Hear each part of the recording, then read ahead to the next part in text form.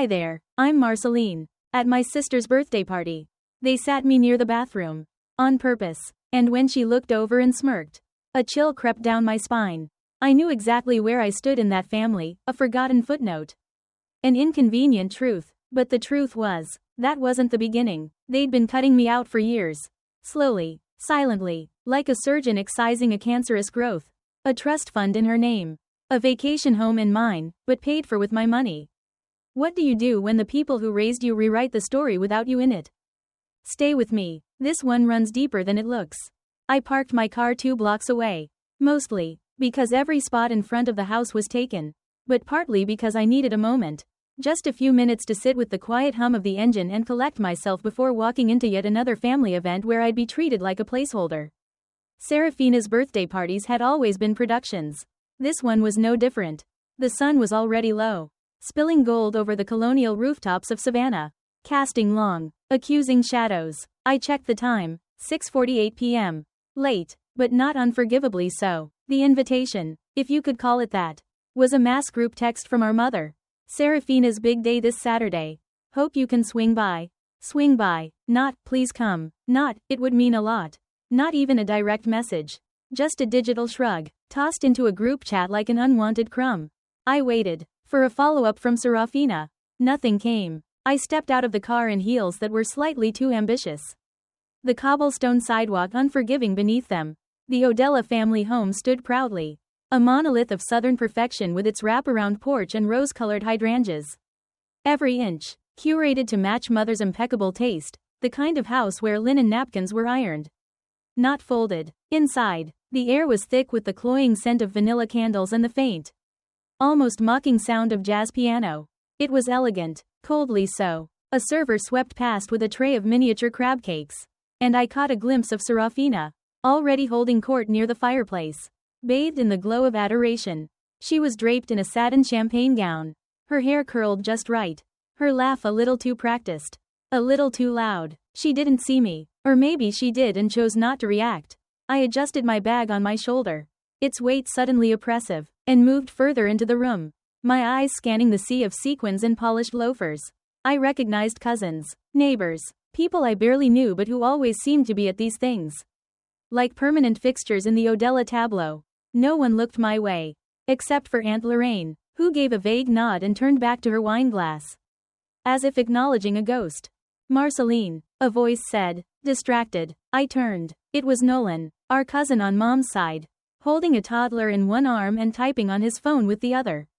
Hey, glad you made it. Thanks, I said, but he had already turned away before I finished the word. I walked toward the table with the seating chart, a flicker of desperate hope igniting within me.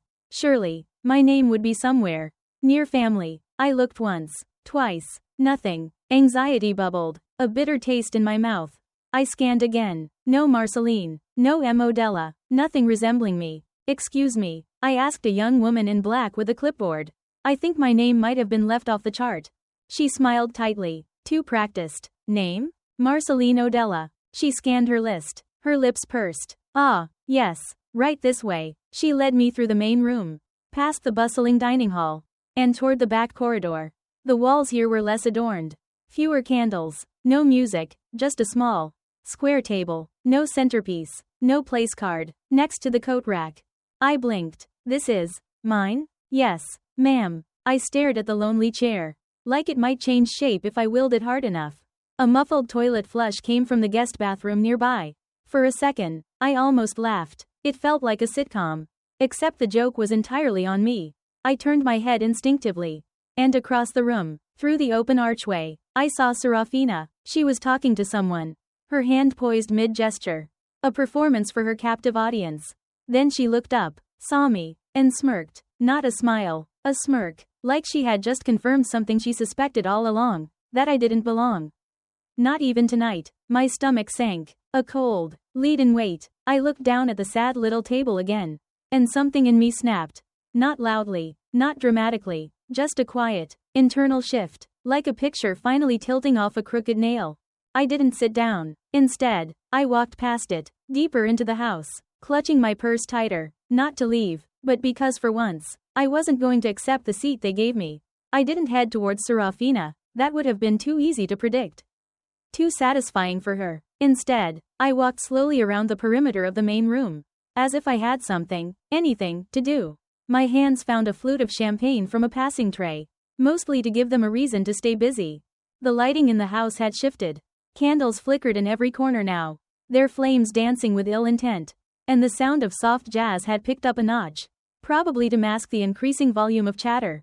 I moved carefully through the living room, eyeing the guests. Silver, gold, satin, sequins, everyone glowed, except me. The dress Serafina told me would be totally fine for the evening, a light blue cotton wrap with a vintage brooch, stood out like a mistake. No shimmer, no shine, not even a hint of coordination with the party's aesthetic. I heard a whisper behind me. Oh, bless her heart, she probably thought it was casual. Another voice, laughing softly. Well, Serafina did say she told her it'd be low-key. You know how she is. My fingers clenched around the champagne glass, the delicate stem threatening to shatter. I didn't turn around, I just kept walking. Near the fireplace, guests were clustered in semicircles, like satellites orbiting my sister. She was telling a story. Something about getting upgraded to first class on a flight to Aruba, and everyone hung on her words like gospel. I caught snippets between sentences, and I told the flight attendant, if I don't get a window seat, I'm going to scream, and she did it, just like that. Laughter, admiration, not a single glance in my direction. I slipped past them toward the dining room, where the gift table stood under a huge, ostentatious arrangement of white orchids. I placed my small package near the back corner, not because I wanted to hide it, but because the other gifts were wrapped like art exhibits. Mine didn't stand a chance. It was a simple frame. Inside was a drawing we'd made together when we were kids. Serafina had drawn our dog. I had written both our names in crayon. I'd kept it all these years. Cleaned it up, pressed it behind glass. It wasn't expensive, but it meant something, or so I thought. I had just stepped back when someone shouted from the other room. It's time for gifts. A wave of guests migrated toward the table. I stayed back, halfway tucked by the doorframe, a shadow in their brilliance. Serafina began unwrapping them with the same grace she used to peel off price tags at department stores, slow, performative, delighted. Oh, my God, this is gorgeous, she gasped, holding up a designer clutch from Thomas. Stop, he has taste. Everyone clapped. Then her fingers reached my package. She hesitated, pulled at the string, slipped out the frame. A beat of silence. Then came the laugh. Soft at first. Oh, wow, this is vintage. More laughter. A few murmured, ahs. Like I had just handed her a drawing from a preschooler. She held it up for the crowd to see. A macabre trophy. You guys, this is from when we were, what, 5? Look at those teeth. The smile she wore wasn't cruel, but it wasn't kind either. A woman beside her leaned over and whispered, that's sweet. Sentimental, Serafina replied, already moving on to the next box. Dismissing my offering with a flick of her wrist. Not exactly my current vibe, but sweet. She pulled the tissue paper from a red Dior box. Now this is a gift. Everyone gasped in unison. I turned away. The sting in my chest wasn't from the gift itself. It was from the fact that she'd known exactly how that would land. And she'd still done it. In front of everyone. I wandered toward the back of the house, where the windows opened onto the patio. From there, I could still hear the giggles and praise trailing after Serafina's voice. A constant reminder of my irrelevance. I passed Mom by the drinks table, her arm hooked around a guest's, laughing at some joke I hadn't heard.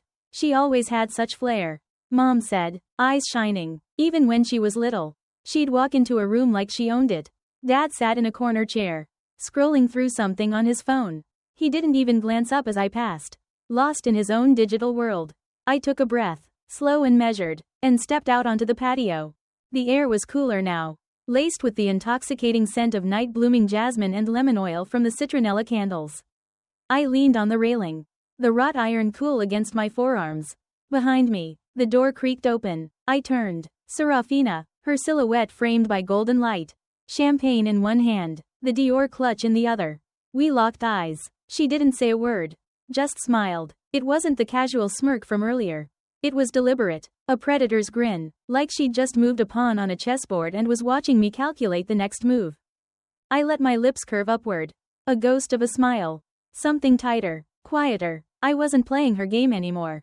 I turned away from her triumphant smile, moving through the crowd like I had a destination. Though I didn't. I just needed to walk. To do anything that didn't involve standing still while everyone else clapped for someone who had just gutted me with grace. Near the kitchen entrance, I spotted the gift table again. My steps slowed. I scanned the spread of wrapped boxes and luxury bags, carefully arranged for maximum visibility. Something felt off. The frame I had placed there earlier, our childhood drawing, was gone. I blinked, stepping closer. No sign of it, not beneath the silver ribbons.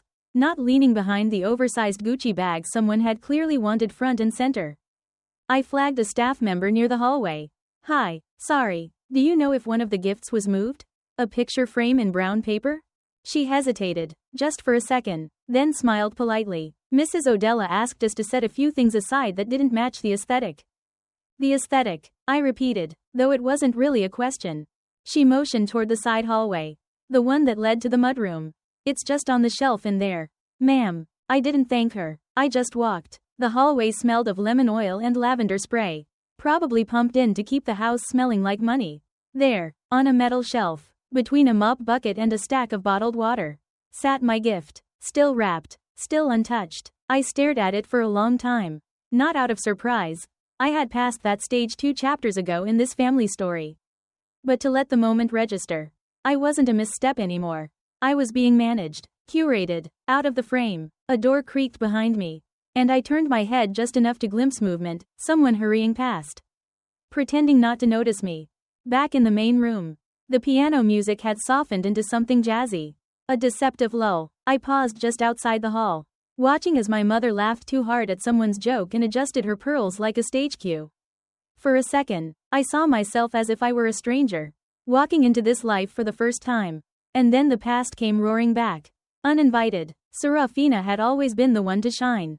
Even as kids. When she drew a sun, it had rays. When I drew one, it had geometry. I remembered the time she faked a science project in 8th grade. She'd stayed up watching TV. And around 10 p.m., panicked because she forgot it was due the next day. I helped her build it from scratch. Used shoeboxes and foil. Wrote the hypothesis myself. She got an A+.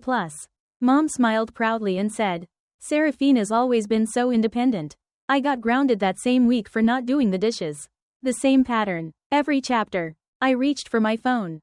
Mostly for a distraction. And swiped through emails until one name stopped me. Lana Jacobs. That name hadn't crossed my mind in years. She'd been the admissions director at a study abroad program in Paris. I never applied, but I'd once written a glowing, professional reference for someone else who did. Someone who used my resume to frame her own story. That someone, apparently, had been Serafina. I overheard the end of a conversation between two women near the drinks table. And Serafina said her sister helped her get into that French design program. "Remember? What a story." She said Marceline practically coached her through the interview. The other replied. My mouth went dry. A sudden desert. I had never coached anyone. I didn't even know she applied. I only remembered lending her my laptop for a weekend and coming back to find my folders rearranged. So she'd used my words, my experience, my reputation, to get somewhere she never even told me about. And all these years later, she was still spinning me as a supporting character. I stepped onto the patio again. My lungs tight. I needed air. Just a few seconds where no one was talking. No one was laughing. Like this was just a southern cocktail hour instead of a curated theater of lies. My phone buzzed in my hand. An alert from the property management app, one I hadn't seen pop up in a while. The subject line read, "Final statement available, Clearwater property account." I clicked it. There, in black and white, were 5 years' worth of invoices, payments, transfer logs, each one with my name on it. Final total paid to date, $228,673.41. I stood there, silent, not just for the number, but because it hit me, while I was writing checks. Someone else was rewriting history. I didn't move at first. The number stared back at me, glowing from the screen like a quiet betrayal. $228 and change. All in my name. I slipped the phone back into my purse with more care than it deserved. Suddenly, the laughter inside felt louder. The air thicker. This wasn't just a party anymore. It was a parade of masks. And I had walked in without one. Back in the hallway, everything shimmered. Chandeliers sparkled overhead like they were mocking me. Guests sipped champagne, exchanged stories about lake houses and custom cabinetry, as if struggle was something people had only read about in novels. I drifted along the edges of the room. Someone laughed about choosing between Aspen or Jackson Hole for the holidays. Another woman gestured with her ring-heavy hand, complaining about how her third contractor just couldn't match marble veins the way she wanted. It was all noise. None of it felt real. My mother spotted me near the hallway arch and waved me over. Her bracelet clinked softly against her wine glass as she linked arms with a man I didn't recognize. "Darling," she said, too sweetly, "come here for a moment. I want you to meet someone." I stepped forward slowly, already feeling the tension coil behind my ribs. "This is Charles," she said, practically beaming. "He's a dear friend of the family." Charles looked well into his 60s. Thick glasses, loafers that cost more than my rent, and a pinky ring that caught the light every time he moved. He gave me a slow once-over. "She's lovely," he said to my mother, not even bothering to speak to me directly. "You didn't say she was still single." I blinked. Mom giggled. "She's quite the catch, isn't she? I keep telling her, don't wait too long. Smart women like her need balance." He nodded sagely, then added, "I'm still available, you know." The people around us chuckled. My cheeks flamed, but I didn't flinch, not even an inch. Instead, I turned slightly toward him and said, "I'm more into financial partnerships than charity cases. But thank you for the offer." A few people laughed uncomfortably. This time, my mother's smile froze, just long enough for me to see it crack. I walked away. I didn't need to hear more. I knew that setup wasn't innocent. It never is. They wanted to humiliate me under the veil of good intentions. Just trying to help, they'd say, but what they really wanted was for me to shrink. And I wasn't going to. I needed space, so I took the long hallway leading toward the side parlor. The one with the antique mirrors and velvet drapes. That room was quieter, less curated, probably meant for overflow coats and gossip too juicy for public ears. That's when I heard her voice. "Verena," I told her, she said, low and sharp. "Serafina, you shine best when you're not competing. Let her sit back. She's already fading." I stopped just short of the doorway, heart thudding a frantic rhythm against my ribs. "I mean," Verena continued, her voice dripping with venom, "you walk in a room and people look. She walks in and you have to squint. It's not the same energy." Serafina gave a small laugh. A conspiratorial sound. "You're not wrong," she replied. "I just don't want it to look too obvious." "Oh, honey," Verena said, a dismissive wave in her tone. "It's not about looking obvious. It's about owning the space. Marceline doesn't know how to take up space. That's the difference." I pressed my palm against the cool, unforgiving wall. That was it. That was the truth I'd been circling all night.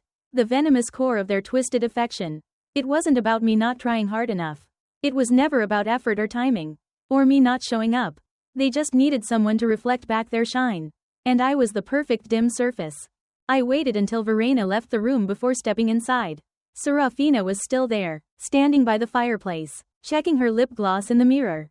Her reflection a perfect, self-satisfied tableau. She saw me in the reflection and turned, startled, the mask of composure momentarily slipping. I smiled, not the kind of smile that says, "I forgive you," the kind that says, "I see you now." I walked up slowly, close enough for her to hear every word over the soft jazz spilling in from the hallway. "You might want to be careful with people who know your whole story, Serafina. Some truths have a nasty habit of breaking free." Her eyes widened just a little. Her lips parted, but for once, she had nothing to say. She blinked fast, like a camera flash resetting.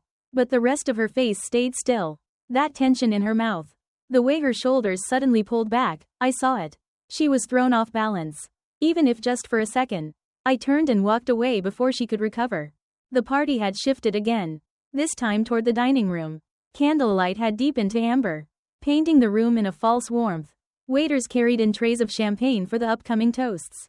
And soft instrumental versions of 80s hits floated beneath the clatter of glassware. I moved along the edge of the room, half hidden behind tall centerpieces and fake smiles. I wasn't interested in speeches or cake. I needed the truth. "Didn't think we'd see you here," a voice said, half whispered. I turned. It was Paul, one of our distant cousins. Technically my father's second cousin. But he never missed an Odella gathering if the champagne was good. "You're not usually invited to these, huh? Especially after what happened with the will draft." "What?" I asked, my voice sharper than I expected, cutting through the pleasantries like a knife. He raised an eyebrow, a flicker of panic in his eyes. "Oh, sorry, I just assumed you knew. My bad. I guess it's changed since then, right?" I mean, you're back on it. He laughed awkwardly, backing away, a nervous tremor in his voice. Forget I said anything. Too much wine. I didn't follow him. I couldn't. My legs felt like they didn't belong to me. Anchored to the spot. Back on it? I hadn't even known I was off it. I slipped away from the chatter and found a corner behind the drink station. Half shadowed by a tall floral arch. A temporary sanctuary from the suffocating opulence. I took my phone out. My fingers trembling slightly as I pulled up the shared family document link from a year ago and a state outline my mother once emailed in error. Thinking she'd forwarded it to my father.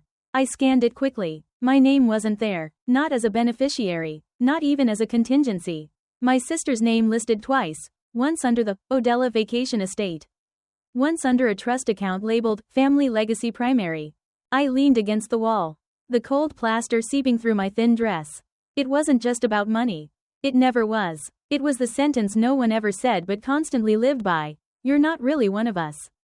I tried to breathe. My ribs barely moved. And it hit me. Not just the will. Not just the frame in the hallway. Not even Serafina's smirk. All of it. Years of being left out of photos because I was coming later. Of being assigned to guest rooms while Serafina got the one with the view. Of finding out about family vacations after the pictures went up. Being the reliable one always meant being the invisible one. And I was done. The bar was clearing out. People were heading to the parlor where speeches and cake were about to happen. A new act in their elaborate charade. Serafina stood at the center. Perfectly lit under the chandelier. Holding a fresh glass of rosé. Her hair was still perfect. Her smile had returned. A practiced masterpiece. I walked over slowly. Not rushed. Not angry. She spotted me and raised an eyebrow. A silent challenge. You look like you've seen a ghost. She purred. Her voice laced with a saccharine sweetness that made my teeth ache. I haven't, I said calmly, meeting her gaze. Just stop pretending I didn't. She gave a short laugh. A brittle sound that shattered the illusion of calm. Okay, dramatic much?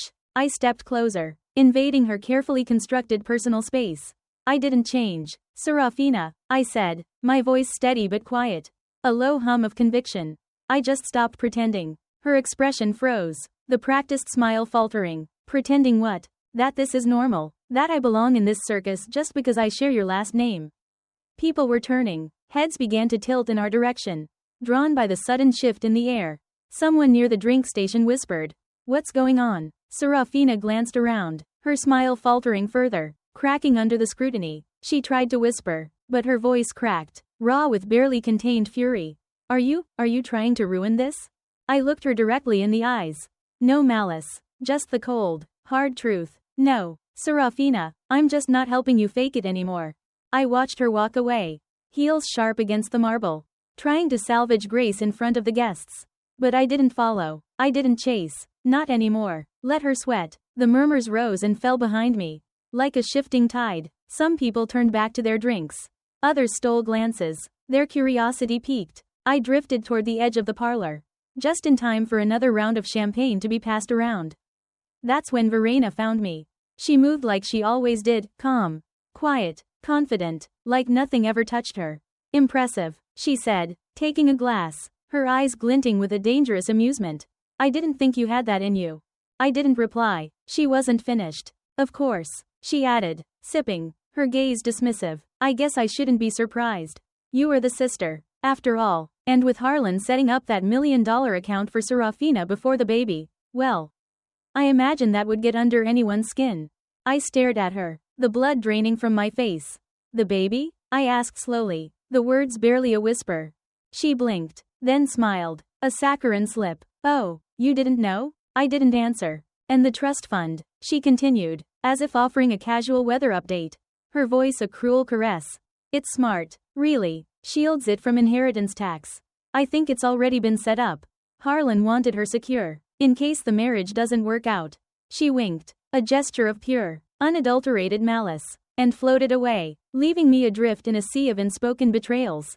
My hand gripped the stem of the champagne glass so tight I thought it might snap, sending shards of crystal, and my carefully constructed composure scattering across the floor. I placed it down carefully, deliberately, and turned. My father had made Serafina a millionaire, behind closed doors, not just through inheritance, but a literal, active transfer of generational wealth, because she might become a mother. I wasn't even told, And I was the one who'd been footing bills on a house none of them even visited. Unless it was vacation season. I made my way out to the foyer. Past 2 guests laughing about golf scores. Their carefree banter a stark contrast to the storm raging inside me. My phone buzzed again. Emails. Notifications. I ignored them all. Pulling up my banking app, I found the monthly charges for Clearwater maintenance, utilities, property tax, auto-drafted from my account every single month. I scrolled through years of payments. It hit me like ice. The reason that house still stood pristine and pretty was because I kept it that way. Not anymore. I sat down on the small bench by the front staircase. My legs suddenly weak, took a deep breath, slow and deliberate, and opened the property management app. A few taps brought up the service account. One more tap opened the automated billing section. I typed slowly, with precision, each word a hammer blow against the gilded cage they had built around me. Subject: termination of financial responsibility, Clearwater residents. Message: effective immediately. I will no longer cover maintenance, utilities, or tax payments related to the Clearwater property. Please direct all future invoices to Harlan Odella or the Odella Family Trust. Thank you, Marceline Odella. I hit send. I wasn't done. Next, I opened my legal contact folder and pulled up the email for the family estate attorney, the same one who helped draft the original maintenance agreement. I typed again, each stroke of the keys a declaration of independence. Subject: legal notification, financial withdrawal. Message: as of today, I am removing myself from any financial or custodial responsibilities regarding the Odella vacation home in Clearwater. Please revise any documentation accordingly and confirm that I am no longer bound to future expenses or liabilities. Marceline Odella. Send. It was silent when I looked up. The chandelier glimmered above the entryway, like it always had, but something had shifted. This time, the light felt different. This time, it was mine. I stood and reached for my keys. Then the phone started ringing. First it was Mom, then Dad, then Serafina, then all three again. A furious symphony of accusation. I watched the screen light up in cycles. The faces of the people who always expected me to answer, to fix, to pay, to absorb the blow and smile through it. I turned the phone face down. I walked toward the door. And right before I stepped outside, I whispered to no one in particular. A silent challenge hurled into the lavish emptiness. Your move. My phone was already buzzing before I opened my eyes. Dozens of missed calls. Even more texts. One from Dad sat at the top, like a blinking warning light. We need to talk. Immediately. I didn't reply. Instead, I walked into the kitchen, made myself coffee, and let the notifications pile up like fallen leaves. The sun had barely cleared the oak trees outside my window, casting long, distorted shadows across the tile. The air felt still, but beneath it, everything was trembling. They were spiraling, and they were doing it fast. At 9:06 a.m., the family group chat exploded. Serafina. Wow, you really couldn't help yourself. Could you? Not even for one night. Mom. You humiliated your sister on her birthday. Everyone was talking. Are you proud of yourself? Dad. I wish you'd come to me first. We could have talked privately. I stared at the screen, a ghost of a smile playing on my lips. Then I opened my files. I took a screenshot of my last 5 years of payments toward the Clearwater property, maintenance, tax, landscaping, all labeled, all time-stamped, all mine. Then I sent the image. No caption, no explanation. Silence followed. No one responded for exactly 3 minutes. Then came Mom again. Mom. This doesn't justify last night. Serafina. You've always been jealous. It's exhausting. Verena. Classless. Really, but I suppose that's your thing. I almost laughed. They still thought I was playing defense, reacting to their attacks. But this wasn't reaction. It was revelation. At 10:12 a.m., the call came in. A group video invite. Dad, Mom, Serafina, and somehow, Verena. Of course she'd show up uninvited. She'd been controlling the stage so long. She assumed she owned the theater. I answered. The screen flickered, then settled. Dad looked tired, lines etched deeper into his face. Mom was already in tears, her face blotchy. Serafina had her arms crossed, lips pursed, a silent storm brewing. Verena perched beside her like a smug shadow, her eyes glittering with malicious glee. We're here to talk like adults.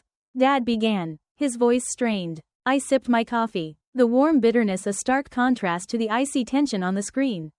You mean, now that your secret accounts are out? Now that the beach house payments dried up? Verena raised her eyebrows, a flicker of surprise in her calculated composure. Let's keep this civil. I tilted my head, a slow, deliberate movement. You're worried about tone now? Serafina slammed a hand on the table. A sudden burst of fury. You blindsided us. No, I said, my voice unwavering. I stopped covering for you. Big difference. You don't get to dictate this family. Mom snapped, her voice rising in a desperate wail. I wasn't trying to, I replied, my gaze steady, meeting each of their eyes in turn. But I'm not paying to be disrespected anymore. Dad interjected, his voice strained. A plea for reason. You should have come to me. I did, I said, a bitter laugh escaping my lips. Every time I showed up, paid the bills, stayed quiet, that was me coming to you. Verena leaned in, her eyes narrowed, searching for a weakness. What's this really about, Marceline? The dress code? The seating chart? I nodded slowly. A single, decisive movement. That, I said, letting the word hang in the charged air. And the gift you shoved in the closet. And the comment about me fading. You remember that one, Verena? Her expression twitched, a tiny crack in her smug facade. Serafina shot her a furious glance. I didn't mean, Verena began, her voice suddenly unsure. I know exactly what you meant. I cut in, my voice laced with a quiet power they hadn't heard before. But here's the thing, I was never trying to compete. I just existed. That's what made me inconvenient. A silence fell, heavy and suffocating, and then, from the left corner of the screen, another voice, unexpected, sharp. It was Karen, our cousin's wife, who must have been listening on another feed. A silent witness. I overheard Verena in the hallway. She said, blunt and unwavering, she told Serafina not to share the spotlight. She said Marceline should be kept in the background. That it's better when the story is clean. The call went dead quiet. The silence more deafening than any shouting. I leaned in just slightly, my voice dropping to a soft, dangerous whisper. I was never in your way. Serafina, you just hated that I didn't need your approval. Serafina's face contorted, a mask of rage and hurt. Her voice was sharp, a desperate, childish wail. You're ruining everything. No, I said, feeling something inside me unlock for the first time. A surge of exhilarating freedom. I'm just done playing the part you wrote for me. Then I reached for the screen and clicked, leave call. The air smelled different near the coast. 3 days had passed since the party. But I still hadn't answered a single call. I left the family group chat on mute, moved emails to a folder called, for later, and kept walking. Every morning, every evening, by the shore, a few blocks from my apartment, the tide rolled in like clockwork, unbothered, unchanging. I watched a gull circle over the water, sharp and silent, a creature of pure, unyielding purpose. Somewhere nearby, a dog barked. The rest of the world, it seemed, had no idea that mine had been ripped up and reorganized like a file cabinet. Its contents dumped across the floor. My phone rang again. Dad. I let it buzz through the first time. Then again. On the third try, I answered. There was no background noise. No wind. No music. Not even the rustling of paper. Just his voice. A faint, distant whisper. Marceline, he said quietly, his voice hoarse with unspoken regret. I waited. I didn't think you'd want to be involved. He added. A lame excuse. A recycled silence dressed up as justification. You didn't think I mattered enough to ask. I replied, my voice steady, devoid of anger, just weary truth. There was a pause, a long one, pregnant with unspoken confessions. You're right, he said. It wasn't dramatic. No begging, no justification, just 3 small words that settled into my chest like a brick. Heavy with his admission. I'm sorry, he added, a plea hanging in the air. I nodded, though he couldn't see it. I didn't need to hear more. I didn't need an explanation that started with, it was easier this way, or, your sister needed more help. We were past that. When the call ended, I stood on the sand for a while longer, letting the wind pull my sweater tight around my body. It was a strange thing, being both full and hollow at the same time, like I had just finished something enormous. And now all that was left was air. By afternoon, I was back at my desk. A list open in front of me, tasks, accounts, names. I began with the property management company. Subject line. Termination, no further involvement. Then, I opened the shared family document on my cloud drive, the one where I'd uploaded vacation house receipts. Booking dates, property maintenance logs, delete, delete, delete. Then I went into the family financial platform. Leave account, confirm. Another message to the Odella estate attorney. I will not be participating in future administration. financial contributions, or estate management decisions. Please remove me from all group correspondence moving forward.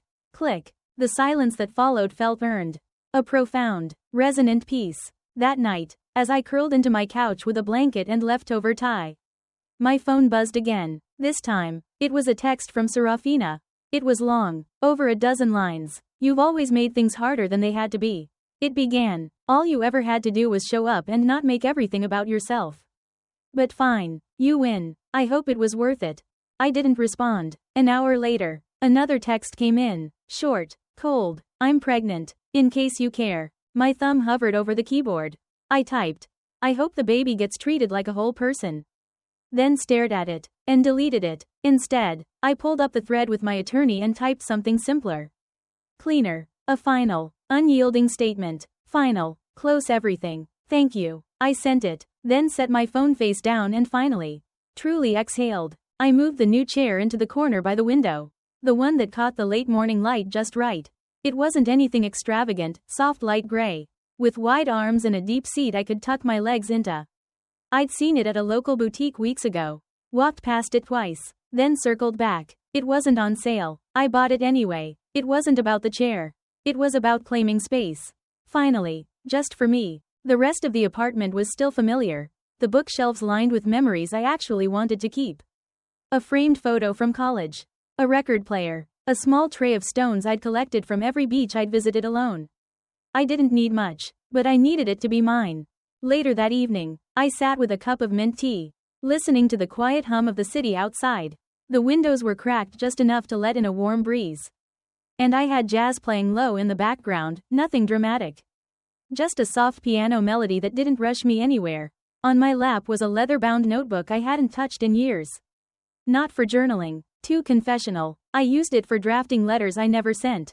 I opened to a fresh page and started writing. Dear Dad, it began. I told him about the first time I saw him cry. When Grandpa died. How I'd stood next to him, unsure if I was allowed to speak.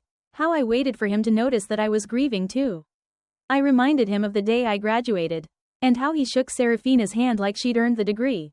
And how I sat with that for over a decade, convincing myself it wasn't personal. Then I wrote, I know you didn't mean to hurt me. But silence is its own kind of choice. I closed the notebook before the ink could dry. Then flipped to a new page. Serafina, I wrote. My hand hesitated, but eventually the words came anyway, flowing with a quiet clarity. You've always known how to draw the spotlight, that was never the issue. It's how you made sure no one else could stand beside you without getting scorched. And maybe deep down you thought it was just survival. Maybe someone made you believe love had to be earned in applause. I get that now, but I won't be collateral for your narrative anymore. I stopped, looked at it, then tore the page out. Some things don't need to be sent. Some truths are just for release. That night, while brushing my teeth, I noticed the blinking voicemail icon. One new message. From Mom. I almost deleted it, but curiosity won. Her voice cracked on the second sentence. I don't know what to say, she admitted, her voice thick with unshed tears. But we're still your family. Okay? I know we got things wrong. I know I didn't always stand up for you. I don't want this to be permanent. There was a pause, then softer, a whispered plea. This hurts. I set the phone down. Tears came, but quietly, like a slow drizzle, not a storm. I didn't call her back. The next morning was a Sunday. No alarms, no demands. I brewed coffee, cracked 2 eggs into a pan, and toasted sourdough. I ate on the balcony, book in one hand, jazz playing again from my phone. A neighbor across the way waved. I smiled back. It was the first weekend in years that didn't feel borrowed. The first time in a long time that I felt truly, completely present. There was nothing big to prepare for. No performance to rehearse. Just time. And the simple, stunning truth that I wasn't waiting to be invited anymore. I looked back inside at the living room. I'd rearranged each item, placed with intention, each one a testament to my newfound freedom. The new chair waited for me like a soft exhale. I settled into it that afternoon. Mug warm in my hands. The sun stretched through the window, brushing my skin like permission. They could keep their table, their carefully curated tableau, because for the first time in my life, I had a seat of my own. Sometimes, the hardest seat to claim is the one we set for ourselves. Marceline didn't ask for revenge. She asked for respect, and when it wasn't given, she did the bravest thing of all, she walked away without shouting. without burning anything down, just quietly choosing herself for once. Maybe you felt like the background character in someone else's story. Maybe you've been the one placed near the hallway, hoping someone would notice. So here's the question. What would happen if, instead of waiting for space, you made your own? Let us know in the comments. Have you ever had to walk away to protect your peace? And if Marceline's journey spoke to something in you, don't forget to like, share, and subscribe. We have more true-to-life stories coming that just might make you feel seen. See you in the next chapter.